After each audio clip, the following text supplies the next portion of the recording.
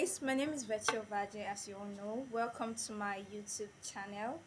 So today I'll just be taking you guys on food and beverage service, the basic things that you need to know in food and beverage service that's more likely going to come out in your exams, or more likely to, something that you need to familiarize yourself with in the catering industry, you understand? So I have a list of questions here that I will be, you know, educating you guys on. My camera quality is not that bright, so you can't really see the question paper clearly. You get, so I'll just dive into it without further ado. So let's go. So the first thing is, if you are a waiter in a busy restaurant during a lunch rush and a customer asks you about the difference between a buffet service and a la carte service, now what will you say a buffet service is? And when they ask you what a buffet service is, a buffet service is also known as self-service. It's a type of service whereby the customers, they serve themselves from a variety of food on the food station.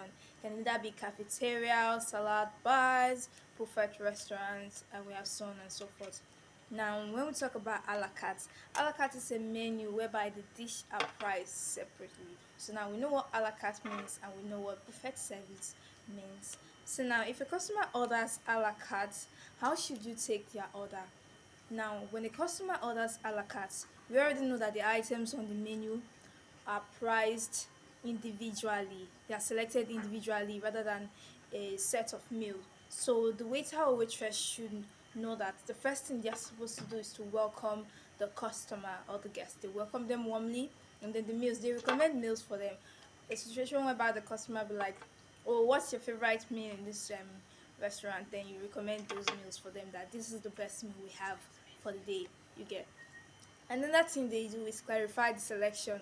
They listen carefully and then they take down the order. They also ask the guests questions like, would you like anything to go with your fries or salads? You understand? And they also take note of the customers' allergies and you know dietary preferences. You understand? Things like that.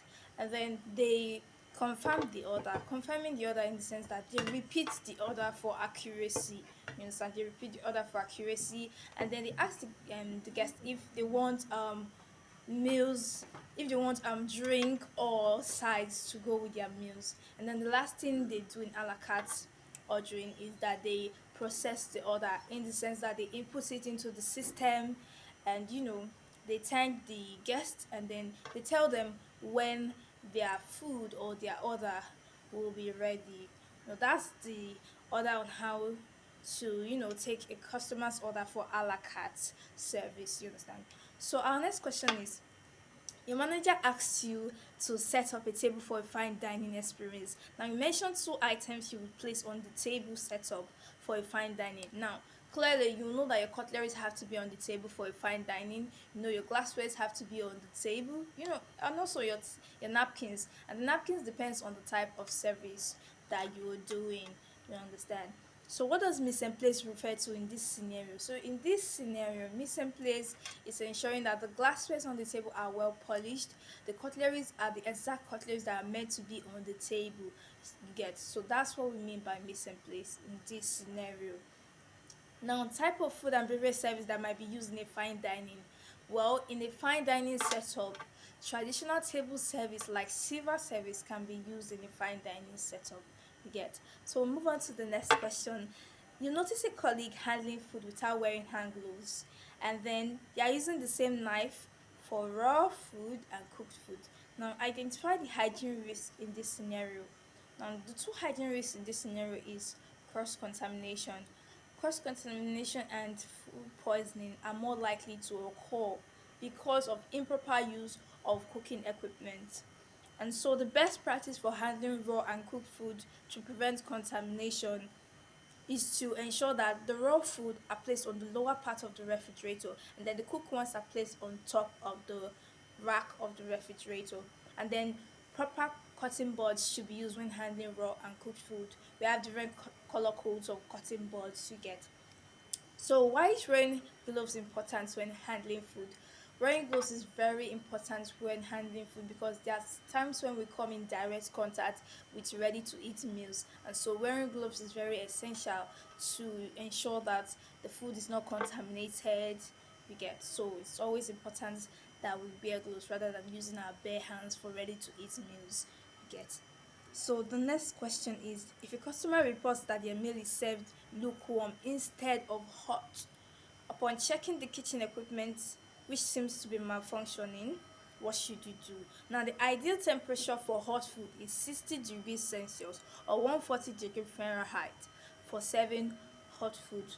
So how should you handle the customer's complaint professionally? The first thing you should do as a waiter or waitress is to sincerely apologize to the customer. You sincerely apologize and then you take back the food to reheat it to the proper temperature.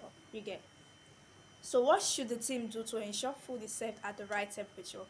For me, I suggest that the team should ensure they use an effective microwave that's working very well, functioning one, not dysfunctional microwave, a functioning microwave, and they should have that patience that they need to reheat that food or heat that food, sorry to say, heat that food properly to the accurate temperature before serving it to the customer or guest.